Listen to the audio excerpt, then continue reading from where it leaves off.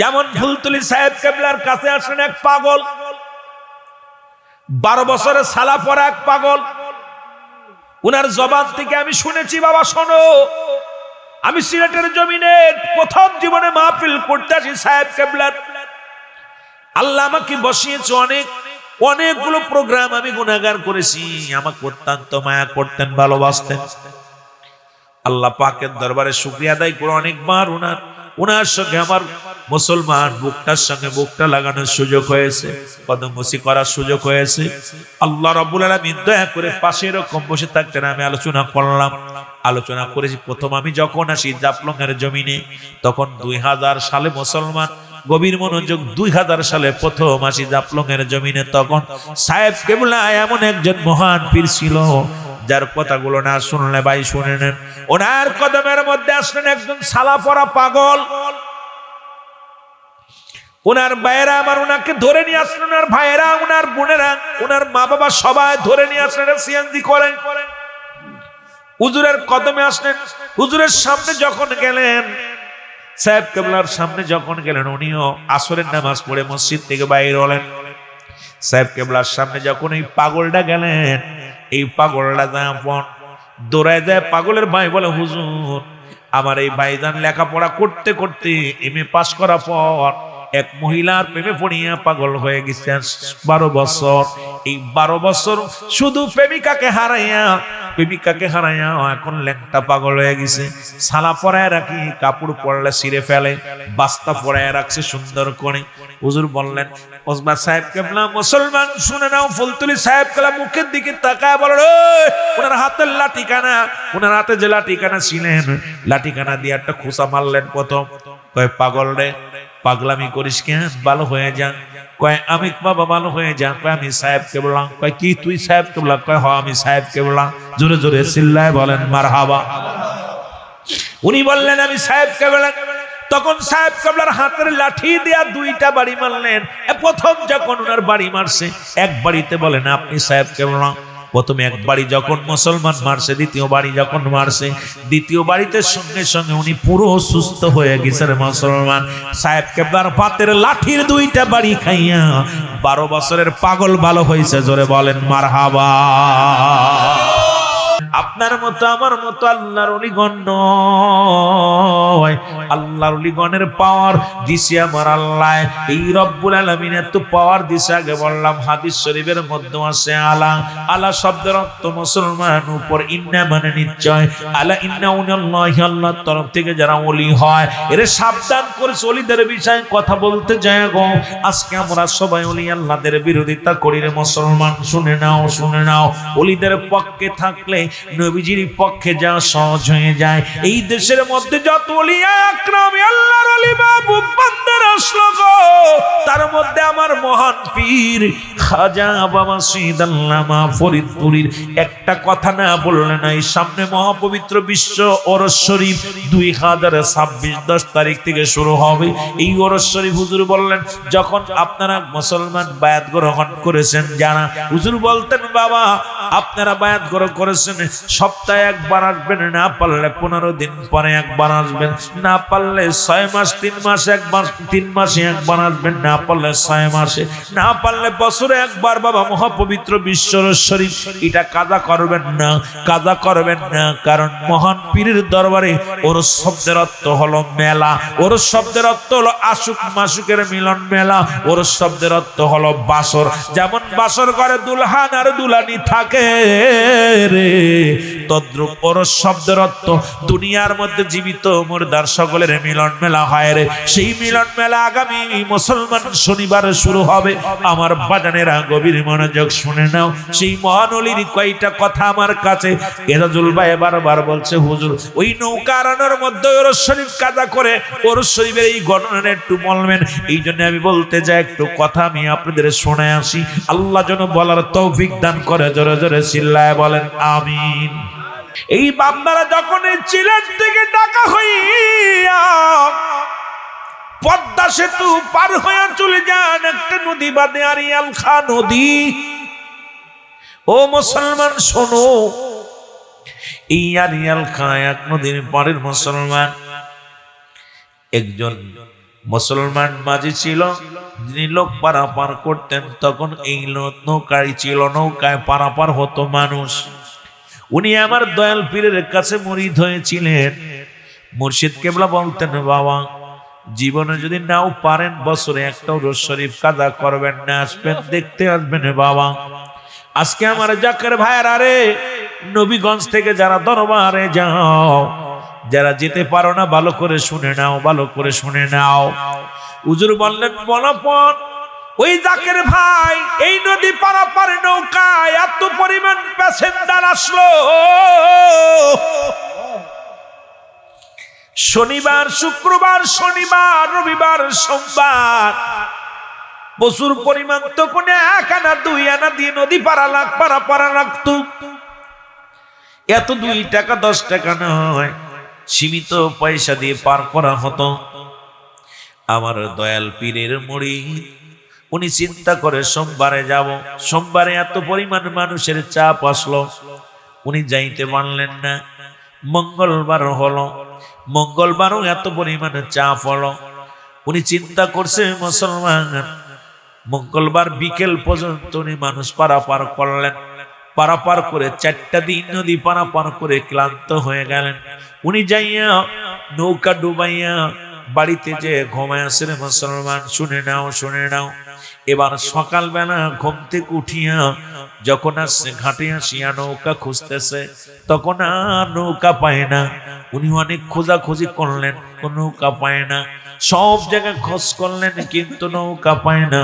নৌকা না পায় বড় গরিব মানুষ চিন্তা করে, হারে আমার নৌকা মাত্র একমাত্র সংসারের অবলম্বন।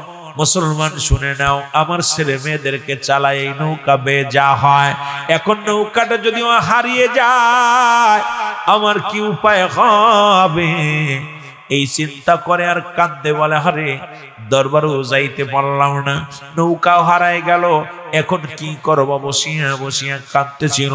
আর কান্দে আর কাল্লা, এই নৌকা যদি হারায় যায় আর একটা নৌকা বানানোর সম্পদ আমার কাছে নাই, যে আমি সম্পদ খরচ করি, টাকা খরচ করে আর একটা নৌকা বানাবো। এ দয়াল বাবা মুসলমানদের শোনো গো, খুঁজতে খুঁজতে দুপুর হয়ে গেল। বাড়ি যায় জোহরের নামাজটা পড়িয়া যাই নামাজের পর বয়া বয়া কান্দার কয়, রব্বি কারীম,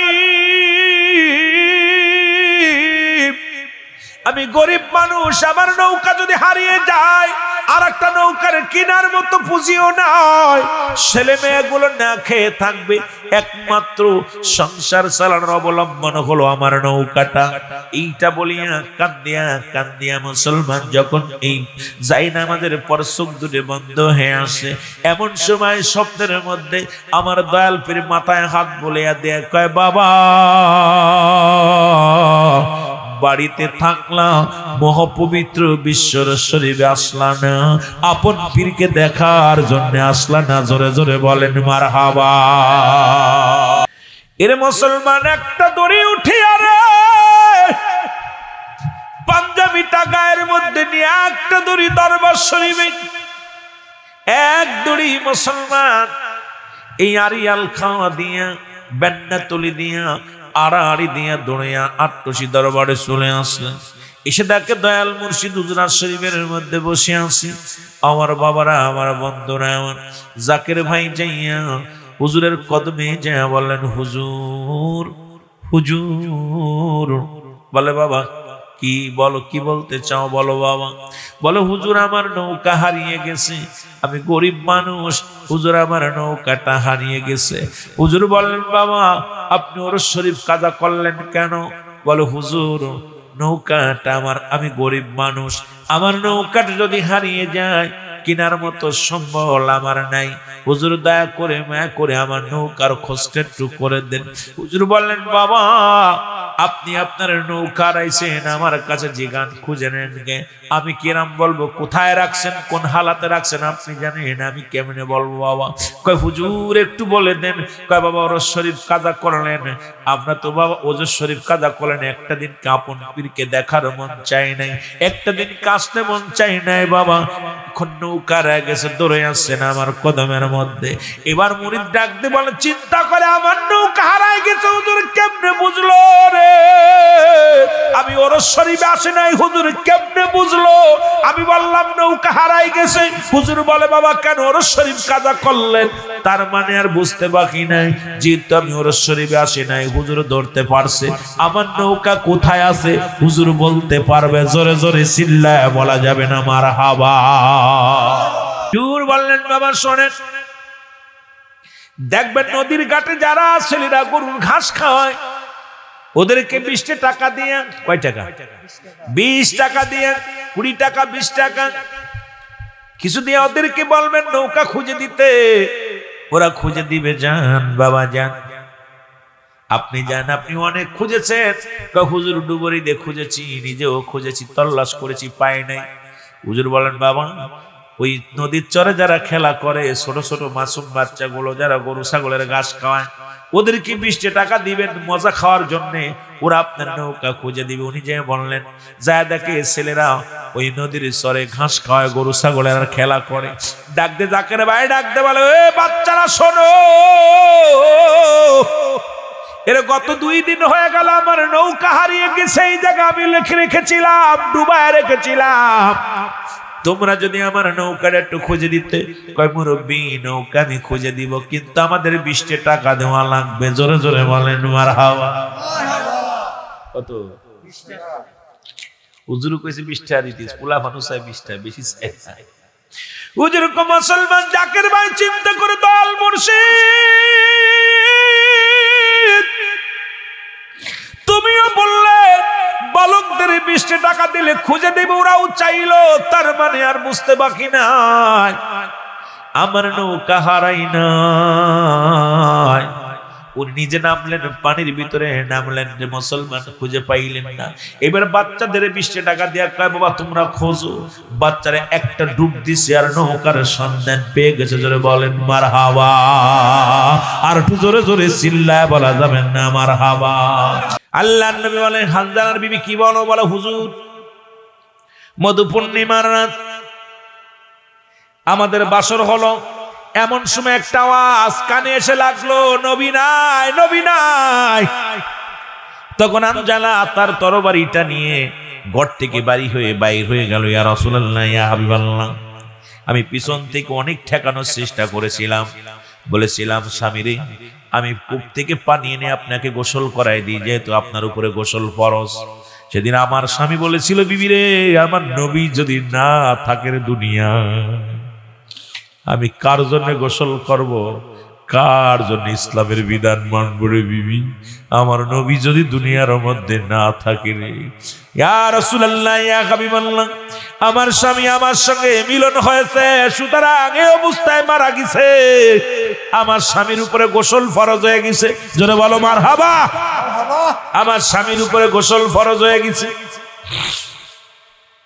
আমার নবী ডাকতে বলে, হানজালার বিবি রে, তোমার স্বামীকে কি তুমি দেখছো? বলে না হুজুর। বলে যাও দেখে আসো। এবার দেখতে গেলেন, যা দেখে রে স্বামীর মাথা দিয়ে এখনো পানিগুলো চোয়া চোয়া পড়ে। আমার নবী ডাক দেখে, হানজালার বিবি রে, তুমি জানো না, শুনে নাও, শুনে নাও, আমার হানজালা রব্বে কারিমের এত প্রিয় হয়ে গেছে, আমি হাবিবকে ভালোবাসার কারণে এর জান্নাতি পানি দিয়া, ওই জান্নাতি পানি দিয়া মুসলমান শুনে নাও, ফেরেশতারা আমার হানজালারে গোসল করায়া ফেরেশতার মাধ্যমে জানাজা হয়েছে। জোরে জোরে চিল্লায় বলো মারহাবা। কারণ আমিও দেখে, আমিও বরং, কারণ আমিও সব সাহাবীর লাশ দেখেছি, কোন সাহাবীর লাশ গোসল করানো হয় নাই, একমাত্র হানজালাকে গোসল করায় আসমানে নিয়ে। সুতরাং শুনে নাও, শুনে নাও নবীর পাগলেরা, ও নবীর গোলামেরা, শুনে নাও, এই হলো নবীর সাহাবীদের ভিতরে এত প্রেম ছিল, ভালোবাসা ছিল, যারা দুনিয়ার মধ্যে নতুন বিবি যাদেরকে ঠেকায় রাখতে পারে নাই, বাসর রাত বাসর পরেও ঠেকায় রাখতে পারে নাই, তারা জান এবং মাল কোরবানি করে আমার রসুলকে এত ভালোবাসতো। ইসলামকে যারা ভালোবাসতো, তারা জীবনের কোনো মায়া করতেন না, জীবনের জন্য কোনো চিন্তা করতেন না, তারা আমার নবীর প্রেম তাদের অন্তরের ভিতরে ছিল। জোরে জোরে বলেন মারহাবা। নবী লাগবে কবরে, নবী লাগবে মিজানে, নবী লাগবে ফুলসিরাতে, নবী লাগবে ইয়াউমাল কিয়ামতের ময়দানে। নবী বিনে কোনো বান্ধব নাই, নবী বিনে কোনো গতি নাই, নবী বিনে কোনো উপায় নাই। নবী বলেন হায়াতি খায়রুল লাকুম, আমার হায়াতের জিন্দেগিটা আমার উম্মতের জন্য কল্যাণ স্বরূপ। কারণ এই পৃথিবীর মধ্যে নবীজি আছে, আমার নবীজি, আমার নবী কয় উম্মতিরা রে, এই দুনিয়ার মধ্যে আমি নবী আগমন করলাম আমার উম্মতের জন্য মঙ্গল স্বরূপ, কল্যাণ স্বরূপ। জোরে জোরে চিল্লায় বলো মারহাবা। আবার নবী বলেন আমি দুনিয়া থেকে চলে গেলাম, আমার অনেক ভাইয়েরা আছেন কয় নবী মারা গেছে, নবী কয় ওয়াফাতি খায়রুল লাকুম, আমার ওয়াফাতটাও। এখন নবী ইন্তেকাল করছে, অনেকের মনে দান্দা, অনেকে চিন্তা থাকে কেমন মানুষ নবীজি আমার, দুনিয়া আসলো, সংসার করলো। কেউ কয় মাটির মানুষ, কেউ কয় আমগার মতো মানুষ, কেউ কয় মুসলমান, অনেক কথা বলে। ও যুবক শুনে নাও, শুনে নাও, আমি যদি কথাগুলো বলি অনেকে কষ্ট পায়।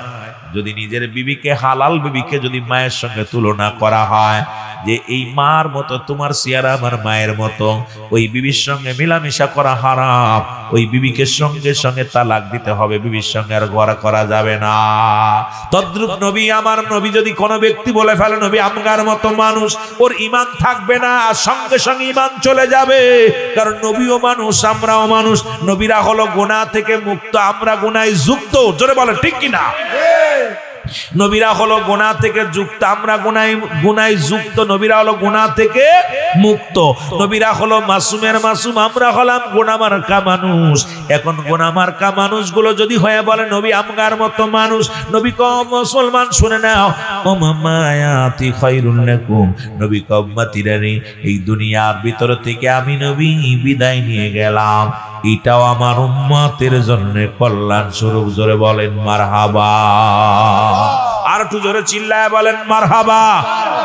এখন আমার বাবারা, আমার যে কথাটা বলতেছিলাম খুব খেয়াল করবেন। যতই সুন্দরী বিবি হোক, যতই দেখতে শুনতে ভালো হোক, বিবি যেমন মায়ের সঙ্গে তুলনা করা যায় না, ঠিক না? তোমার হাতখানা আমার মার মতো, তোমার চেহারাটা আমার মার মতো, তোমার কথাবার্তা আমার মায়ের মতো, স্ত্রীর সঙ্গে সম্পূর্ণ ঘর করা হারাম, ঠিক না? জোরে বলেন, জোরে বলেন। এখন যারা নবী কয় ওয়াফাতি খায়রুল লাকুম, আমার ওয়াফাতটাও।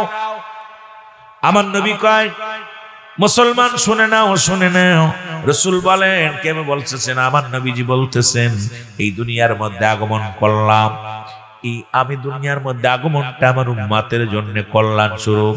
আবার দুনিয়া থেকে বিদায় হলাম, এটা আমার উম্মতের জন্য কল্যাণ স্বরূপ। কারণ আমার উম্মতের সঙ্গে কথাবার্তা বললাম, চলাফেরা করলাম, ঘর সংসার করলাম, এই জন্য আমার উম্মতের জিন্দেগিটা কতই না উত্তম। জোরে জোরে বলেন মারহাবা। নবীরা হলো গুনাহ থেকে মুক্ত, আমরা গুনাহে যুক্ত।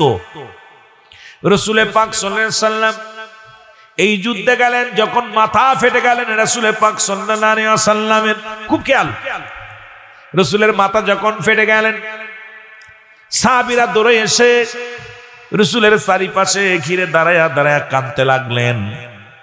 একটা ওয়াজ থেকে, উহুদের যুদ্ধ থেকে আমরা অনেক আলোচনা পেয়ে যাই মুসলমান। উহুদের প্রান্ত থেকে অনেক সাহাবীর জীবনী, ইসলামের সুন্দর বিধান, সুন্দর নিয়মগুলো আমরা বুঝতে পারি মুসলমান। এমন সময় রে সাহাবীরা কান্দে, নবী আর নাই, নবী আর নাই। এমন সময় নবীর এক সাহাবী দৌড়ে আসলেন, নাম হলো তার মালিক ইবনে সিনান। নাম কি? মালিক ইবনে সিনান। উনি দৌড়ে আসলেন, আসিয়া রাসূলের পাশে দাঁড়ায়া, রাসূলের মাথা মুবারক দিয়া রক্ত ঢুক পড়তেছিল, হেলমেট ভাঙ্গিয়া লোহা ভিতরে প্রবেশ করেছে। আর এই দৌড়ে আসিয়া মালিক ইবনে সিনান লোহাটার দাঁত দিয়ে টান দিয়ে বাইর করলেন, রক্ত জমিনের মধ্যে পড়ছে। আর মালিক ইবনে সিনান রাসূলের মুবারকের, আমার দয়াল নবী রাসূলের পাক সাল্লাল্লাহু আলাইহি ওয়াসাল্লামের রক্ত মুবারক সিটে সিটে খেয়ে ফেলেছে। জোরে বলেন সুবহানাল্লাহ। সব জায়গা ফতোয়া চলে না, রাসূলের রক্ত মুবারক, এতো গেল রক্ত মুবারক, পায়খানা মুবারক।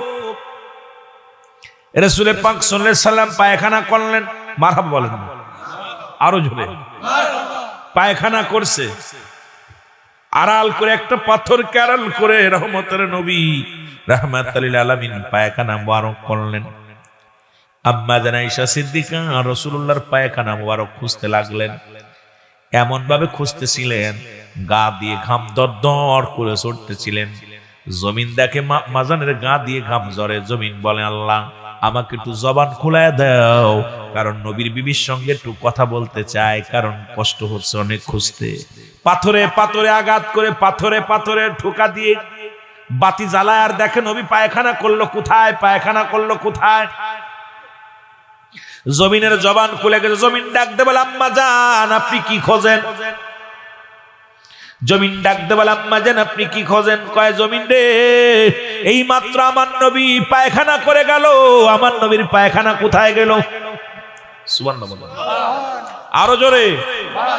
আমার নবীর প্রেমিকেরা শুনে নাও, আজকে যারা বসেছেন নবীর ভালোবাসায়, সাহাবীদের ভালোবাসায়, ওলিদের ভালোবাসায়, কুরআন হাদিসের ভালোবাসা, ইসলামের ভালোবাসায়, একটু লক্ষ্য করে শোনেন আমার বাবারা। আমার জমিন নবী মা আম্মা জান ডাক দে, কয়, জমিন রে আমার নবীর পায়খানা কোথায় গেল?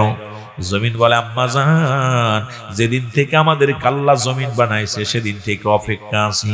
আমার নবী কখন পায়খানা করবে, প্রস্রাব করবে।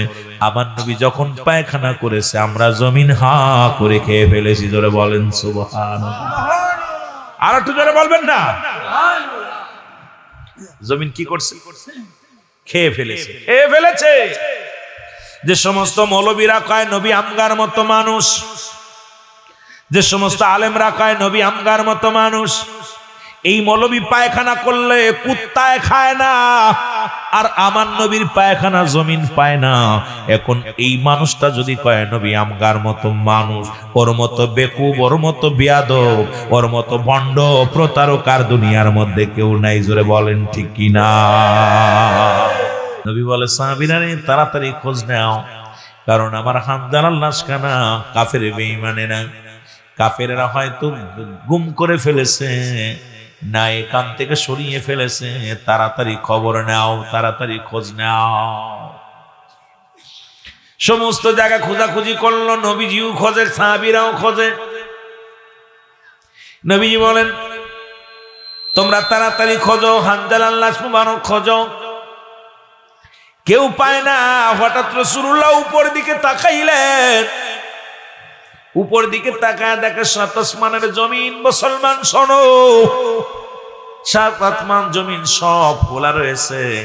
রাসূলুল্লাহ তাকাইলেন, দেখে রে মুসলমান উপরে ৭০,০০০ ফেরেশতারা হযরতে হানজালাকে জমজম কূপের পানি দিয়া গোসল করায়া হানজালার জানাজা অলরেডি ফেরেশতারা কাতারে দাঁড়ায়া আদায় করতেছে। জোরে বলেন সুবহানাল্লাহ। রাসূলুল্লাহ দেখে মিষ্টি একটা হাসি দিলেন।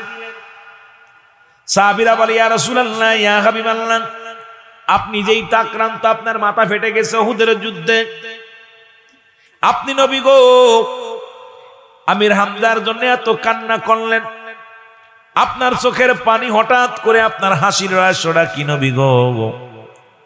আপনি হাসলেন কেন? নবীরা বল, আমার নবী কয়, সাহাবীরানি আমি যা দেখি তোমরা তা দেখো না, তোমরা এখন লাশগুলো গণনা করে দেখো। জোরে জোরে চিল্লায় বলো মারহাবা। রাসূল বললেন, তোমরা লাশগুলো গণনা করো। লাশগুলো গণনা করতে শুরু করলো। গণনা করে দেখি বা ৭০টা লাশ। মারহাবা বলেন না? মারহাবা। আমির হামজার লাশের পাশে হানজালা রাদিয়াল্লাহু তাআলার লাশখানা। সাহাবীরা বলে, ইয়া রাসূলুল্লাহ, ইয়া হাবিবাল্লাহ, একটু আগে দেখলাম আমির হামজার লাশের পাশে কোনো লাশ নাই, এখন দেখি আমির হামজার লাশের পাশে লাশ, হানজালা রাদিয়াল্লাহু তাআলার লাশ। রাসূল বলেন, লাশগুলো জানাজা পড়ো। মুসলমান উহুদের প্রান্তরে ৭০ জন সাহাবী ইন্তেকাল করলেন। আর ৭০ বার রাসূল পাক সাল্লাল্লাহু আলাইহি ওয়াসাল্লাম জানাজা পড়লেন। আর ৭০ বার একমাত্র আমিরে হামজার জানাজা আমার নবী ৭০ বার আদায় করেছে। জোরে বলেন মারহাবা। কয়বার? কয়বার? এক একজন লাশ নিয়ে আসে আর আমির হামজার লাশখানা সামনে রাখে। এক একজন সাহাবীর লাশ তার পাশে আমির হামজার লাশখানা রাখে। কারণ ইসলামের যখন ধারক বাহক রাসূলের চাচার সংখ্যা ছিল ৯ জন, এদের মধ্যে ইমানদার হলো দুজন, একজনের নাম আমিরে হামজা আর একজনের নাম আব্বাস। পৃথিবীর মধ্যে রাসূলের ফুফুর সংখ্যা ছিল 6 জন, এদের মধ্যে ইমানদার হলো দুজন, একজনের নাম হযরত সুফিয়া আর একজনের নাম ওমর। মুসলমান রাসূলের চাচা ফুফুদের মধ্যে মাত্র 4 জন ছিল ইমানদার, বাকিগুলো ছিল দুশমনে রাসূল। জোরে জোরে চিল্লায়া বলা যাবে না আল্লাহু আকবার। রহমতের নবী রাহমাতাল লিল আলামিন, আমার নবীজি 70 বার জানাজা আদায় করলেন। এক একটা লাশের পাশে আমির হামজার লাশখানা আনতেন। সর্বশেষে একজন জনক মহিলা পর্দা করে দৌড়ে আসলেন, সালাম দা, আসসালামু আলাইকুম ইয়া রাসূলুল্লাহ, আসসালামু আলাইকুম ইয়া হাবিবাল্লাহ। নবী বলে, সাহাবীরা রে, এই মহিলা কে আছে? কয়, ইয়া রাসূলুল্লাহ, ইয়া হাবিবাল্লাহ, এই মহিলার কেউ নয়, এই মহিলা হলো হযরতে হামজা রাদিয়াল্লাহু তাআলার বিবি। সুবহানাল্লাহ। সাহাবীরা বলে, হুজুর, হামজালার বিবি আপনার সঙ্গে কথা বলতে চায়। নবী বলেন, একটা কাজ করো, আমাকে ওই পাথরের উপরে বসাও। রাসূলুল্লাহর হাত ধরে নিয়ে পাথরের উপরে বসানো হলো। নবীজি বলেন, একটা করো, পর্দা করে দাও। এটা চাদর টানায় দেওয়া হলো। পর্দার বিধান দেখেন কত সুন্দর, পর্দা টানায় দাও। এমন সময় জনক মহিলা গেলেন, যে বলেন, আসসালামু আলাইকুম ইয়া রাসূলুল্লাহ, ইয়া হাবিবাল্লাহ। বলে, হামজালার বিবি রে, কি বলতে চাও? বলে, হুজুর, আপনার কাছে কেন আসি? কারণ সব সাহাবীদের তো এখন দাফন করাবেন জানাজা শেষে। ইয়া রাসূলুল্লাহ, ইয়া হাবিবাল্লাহ, খবরদার খবরদার, আমার স্বামী হামজালারে গোসল না করায়া দাফন দিয়েন না। এর নৌকাটি যখন একটা ডুব দিয়ে পা গেছে, একদড়ি জাকের ভাই কয়, ছেলেরা নৌকা তুরা উঠায় বেঁধে রাখ, আমি আসি। একদড়ি আত্মশিরের জমি নাই ছেড়ে আইয়া হুজুরের সামনে, হুজুর কা, বাবা আপনার নৌকা রেখে গেছে। আবার হুজুর, হুজুর আমার টাকা ফেরত দেন। সুবহানাল্লাহ বলেন। কি হয়েছে? হুজুর আমার 20 টাকা ফেরত দেন। হুজুরকে, কেন বাবা, কি হয়েছে? হুজুর আমার নৌকা আপনি চুরি করছেন। সুবহানাল্লাহ। আরো জোরে, আরো জোরে। হুজুর আমার নৌকা আপনি চুরি করে, আমি গরিব মানুষ, 20 টাকা আমার ফেরত দেন। হুজুর মিটমিট করে হাসে। বাবা, ওরস শরীফ কাজা দিয়ে বেশি কামাইতেছিলেন, বেশি কামাইতেছিলেন, 20 টাকা এখন ছেলেদেরকে মজা খাওয়ার জন্য দিচ্ছেন, আপনি আমার কাছে চাইতে আসেন। হুজুর আমি কানে ধরলাম, আর জীবনে কোনো ওরস শরীফ কাজা করতাম না। সুবহানাল্লাহ বলেন। আরো জোরে, আরো জোরে। হুজুর বললেন, বাবা, ওরস শব্দের অর্থ হলো মেলা, ওরস শব্দের অর্থ হলো আশুক মাসুকের মিলন মেলা, ওরস শব্দের অর্থ হলো বাসর। জীবিত মুর্দা যারা দুনিয়ার মধ্যে আছে, আমার হুজুর পাক জাকের ভাইরা যারা আছেন, তারা জগৎ জীবিত মুর্দাদেরকে নিয়ে এমন একটা মেলা মিলায়, যে মেলার মধ্যে অসংখ্যবার নবীজির দুরূদ পড়া হয়, নবীর সালাম দেওয়া হয়, যেখানে অসংখ্যবার দোয়া করা হয়, গোটা বিশ্ববাসীর জন্য দোয়া করা হয়। মুসলমান শুনে নাও, জাকের ভাই কয়, খাজা বাবা ফরিদপুরি রে, আমার ভুলের মাসুল আমি দিলাম, আমি আর জীবনে কোনোদিন ওরস শরীফ কাজা দিব না। হুজুর বললেন, বাবা, ও বাবা শোনো, দুনিয়ার জাকের, দুনিয়ার মুড়ে যত পীর আছে, সবাই তো আপন আপন মুরিদের বাড়ি যায়, আমি যেতে পারি না বাবা। তোমাদের ডালির যতক্ষণ পর্যন্ত আমি রব্বে কারিমের দরবারে পৌঁছাই না দিতে পারি, ততক্ষণ পর্যন্ত আমি মুজাদ্দেদ এক গ্লাস পানিও পান করি না, বিছনায় পিঠ লাগাই না। সুতরাং আমার বাবারা, আমার বন্ধুরা, আমার এমন পীরের কাছে বায়াত গ্রহণ যারা করলেন, তারা বড় ধন্য, তারা বড় ধন্য। তবে পীর যার যার সুন্নিয়াত সবার, সব পীর যার যার পীর তার কাছে মাথার তাজ। জোরে জোরে বলেন ঠিক কিনা?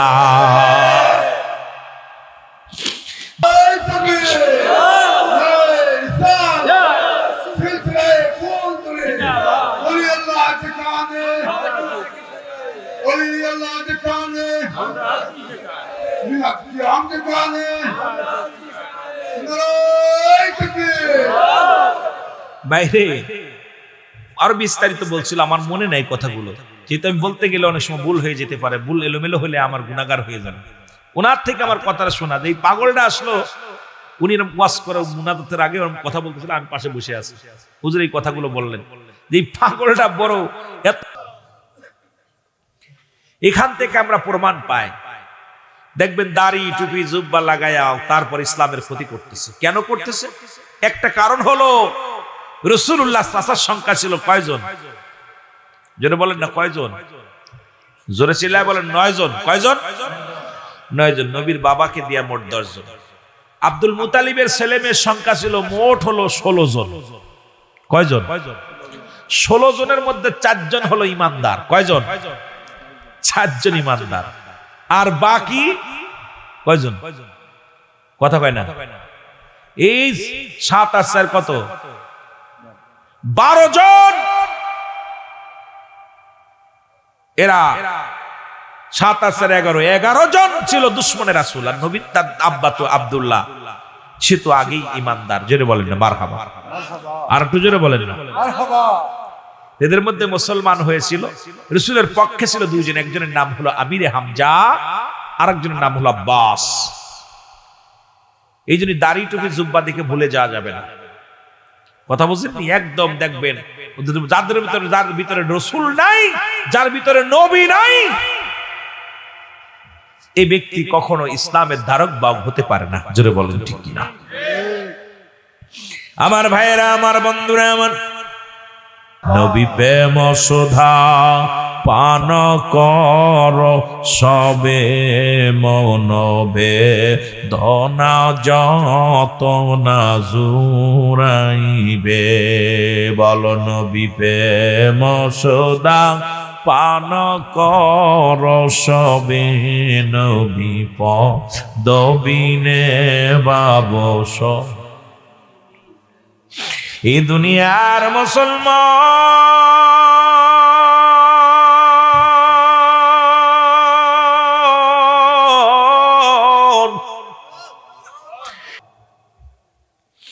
মজার বিষয় হলো রাসূল পাক সাল্লাল্লাহু আলাইহি সাল্লাম। এই কে চাঁদি কি?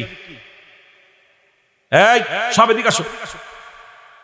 সাইডে কোনো খেয়াল নাই। যুবকরা বাবা তোদেরকে শয়তান আশ্বাস করবে, সরাই ফেলবে। খবরদার, বাইরের জগৎ যা হয় হোক, শয়তান কিয়ামত পর্যন্ত হায়াত চেয়েছে। শয়তান মানুষের লোমে লোমে ঢুকবে, ভালো কাজে বাধাগ্রস্ত করবে। শয়তান কখনো আপনার আমার বন্ধু না। এখানে যতক্ষণ পর্যন্ত বসবেন গুনাহ মাফ হবে। এখান থেকে সরানোর জন্য কত ফেলে আশ্বাসা করবে। ও আগুন ধরাই দিবে, পাশে মারামারি বাধায় দিবে, ঝগড়া বাধায় দিবে, ঠেলাঠেলি বাধায় দিবে। কারণ হলো ও কখনো আমার আপনার বন্ধু, কোন মুমিনের বন্ধু শয়তান হতে পারে না। ঠিকই না? ঠিকই না?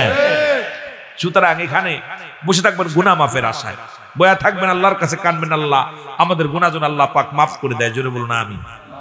আরো জোরে বলেন আমিন। বলতেছিলাম নবীও মানুষ, আমরাও মানুষ। আমার নবী বলে মালিক ইবনে মুসলমান, শুনে নাও, সাহাবীরা বলে মালিক ইবনে সিনান তোমার ঈমান চলে গেছে। কারণ রাসূল বলছে মানুষ মানুষের রক্ত খাইতে পারে না, তুমি মানুষ হয়ে মানুষের রক্ত পান করেছো। মালিক ইবনে সিনান বলে দুনিয়ার মানুষ শোনো, এই পৃথিবীর মধ্যে সব মানুষের রক্ত হারাম হইতে পারে, আমার নবী রাহমাতুল লিল আলামিনের রক্ত মুবারক আমি মালিক ইবনে সিনানের কাছে 100 বার 1000 বার হালাল।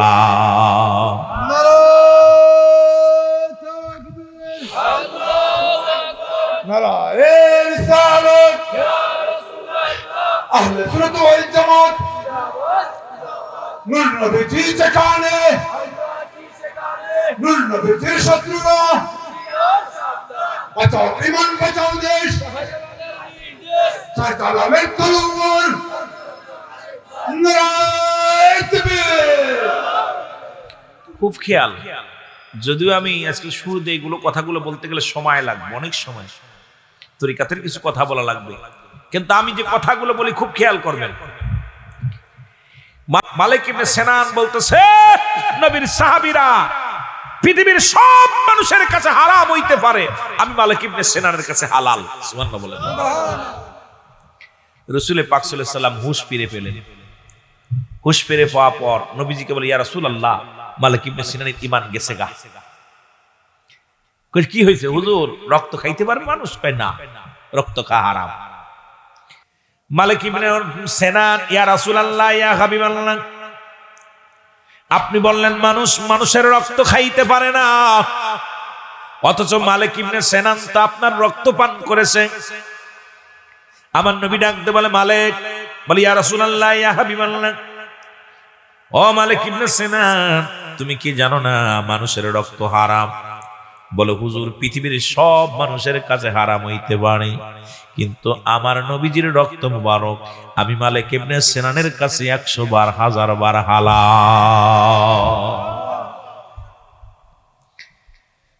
ফতোয়া দিল কিনা মালিক ইবনে সিনান? ফতোয়া দিচ্ছে কার সামনে? নবীজির সামনে।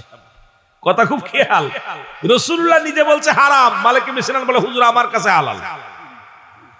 কথা বুঝেননি? আমরা যে নবীর দুরূদ পড়ি, মিলাদ পড়ি, কিয়াম করি, ওদের কাছে সারা জীবন হারাম হইতে পারে, আমাদের কাছে হালাল। জোরে বলেন ঠিক কি না? আমার বাবারা, আমার বন্ধুরা, আমার আপনার পায়খানা কুত্তায় খায় না। পায়খানা করে কয় দোস্ত খা, কুত্তায় শুয়ে দেখে হালাল না হারাম, শুয়ে শুয়ে দেখে যে খাবো কি খাবো না। সেই মৌলবীরা যদি কয় নবী আমগার মতো মানুষ, ওই যে সুযোগ পাইছে, নবী কয় হায়াতি খায়রুল লাকুম। আর আদম নবী তো বলেছিলাম, আর সাথে পড়েন রব্বানা জালামনা আনফুসানা ওয়া ইল্লাম তাগফির লানা ওয়া তারহামনা লানাকুনান্না মিনাল খাসিরিন।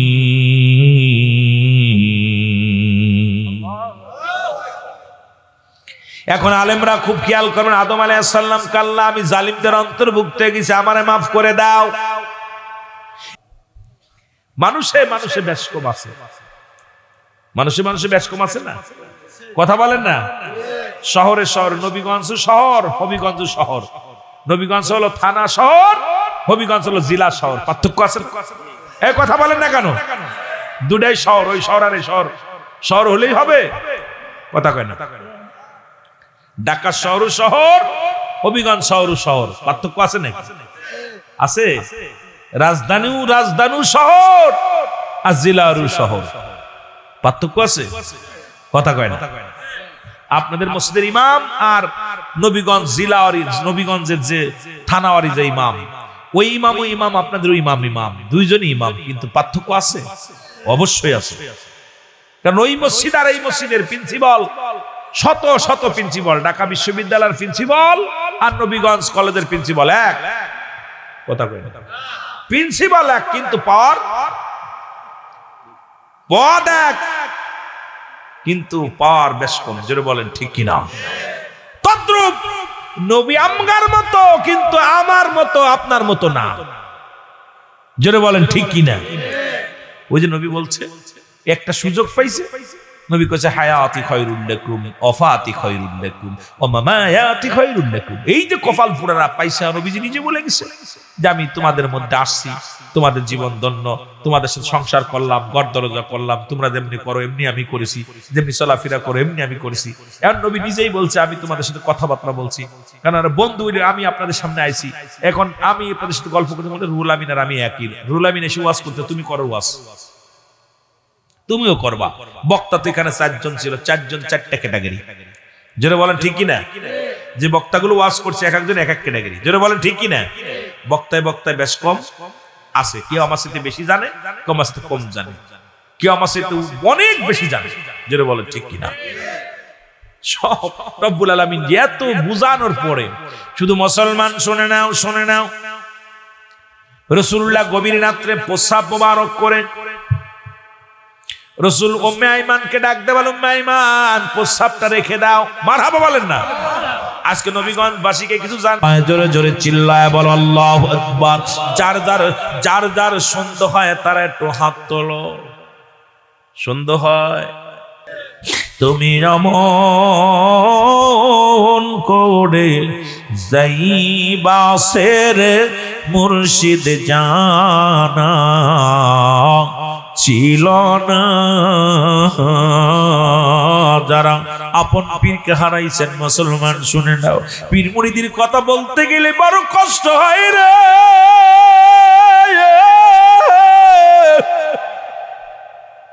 এ সিলেটের ভাইরা, আরে মহান আলী এই পৃথিবীর মধ্যে শাহজালাল শাহপরান ফুলতুলি সাহেব কেবলা আমাদের যাদের তিব্বানে চলে গেছে রে, কাদা ফরিদপুরি খাজানের পুরি মুসলমান বদরপুরি বাংলার জমিন থেকে যারা তিব্বানায় চলে গেছে, আপন আপন পীরের কথা স্মরণ করে, আব্বা মার কথা স্মরণ করে আমার সঙ্গে একটু গজলটাই টান দেন। তুমি যেমন করে যাইবা সেরে মুর্শিদ জানা ছিল না, বলো জানা আমি দেখা গেল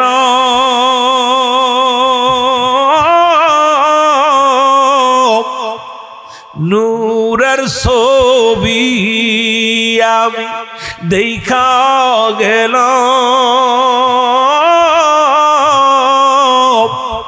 নূরের ছবি, আবার এসে দেখি নাই জানা ছিল না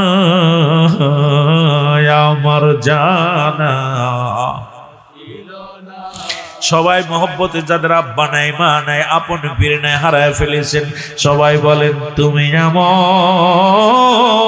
করে যাইবা সেরে দয়াল জানা, বলেন জানা ছিল না আমি দেখা গেল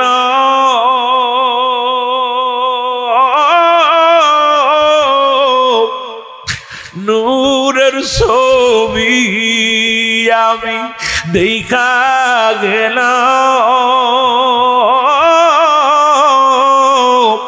নূরের ছবি, আবার এসে দেখি নাই জানা ছিল না আমার জানা। কিরে আত্মাতে তাবিশয়া বলছো মুর্শিদ কত কোথাও, ওরে আত্মাতে তাবিশয়া বলছো তুমি কত কোথাও, এখন তুমি কোথায়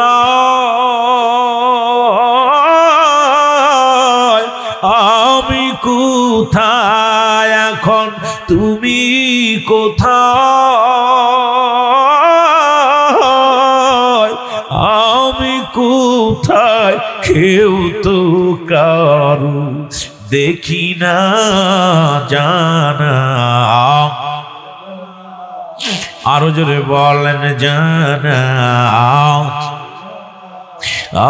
তুমি এমন করে যাইবা সেরে দয়াল জানা। রে কি ডালে দুটি পাখি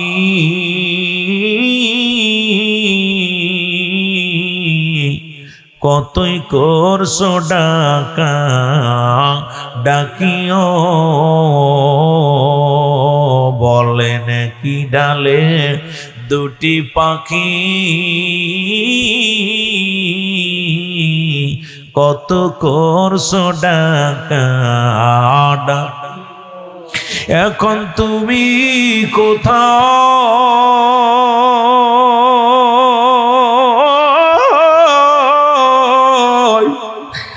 আমি কোথায় বাবা, তুমি কোথায় আমি কোথায়, কেউ তো কারো দেখি না জানা ছিল না আমার জানা। এ দুনিয়ার মুসলমান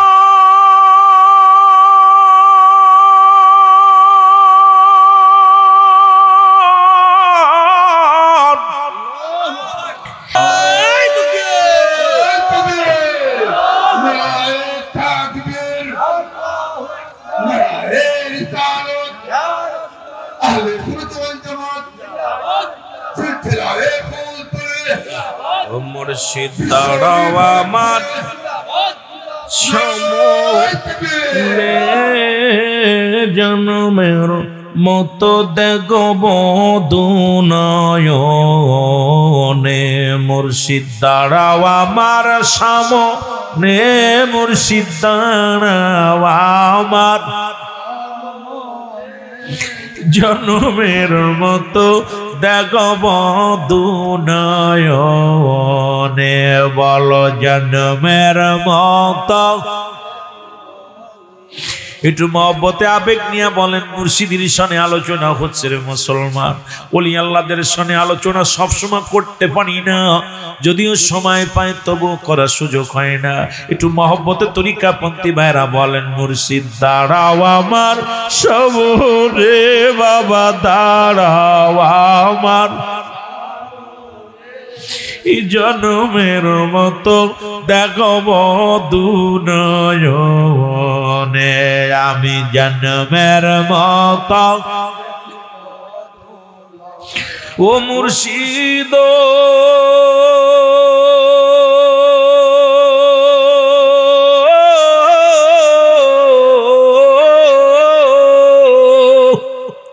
তুমি বিনে জগতে বান্ধব কেহ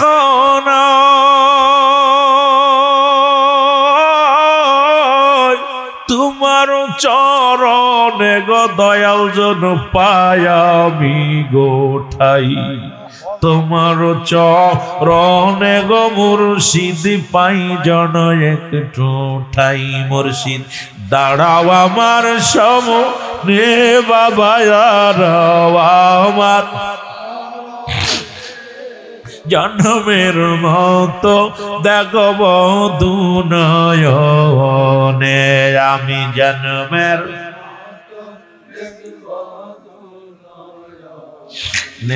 মুর্শিদ দাঁড়াও আমার সামনে বাজান দাঁড়াও আমার জন্মের মতো দেখব দুনয়নে ও গো যারা আমার ছিল গয়াপ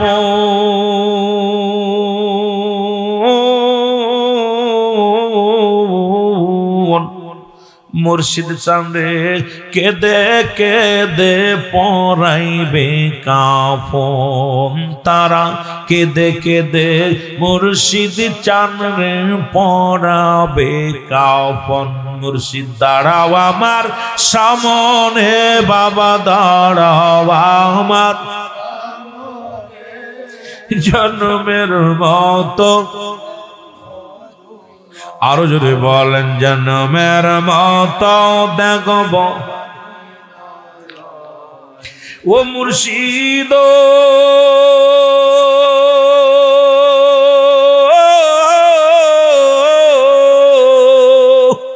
ওই চরণে দিও গঠাই এই নাই গুলাম রে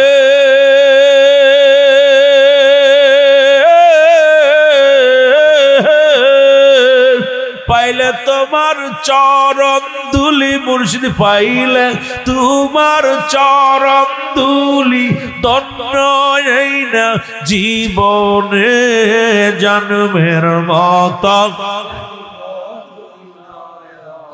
আরো জোরে বলেন জন্মের মতো দেখব মুর্শিদ দাঁড়াও আমার সামনে বাবা দাঁড়াও আমার জন্মের মতো দেখব দুনয়নে বলো জন্মের মতো এ দুনিয়ার মুসলমান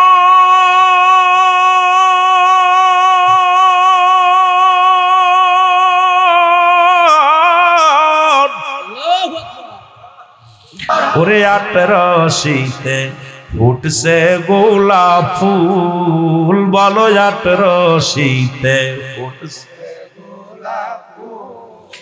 ওরে জাতি হারা হইল রে জাতি হারা হইল আজি ওই ফুলে হইল কুল আটরশিতে ফুটছে নবীন ফুল বলো আটরশিতে ফুটছে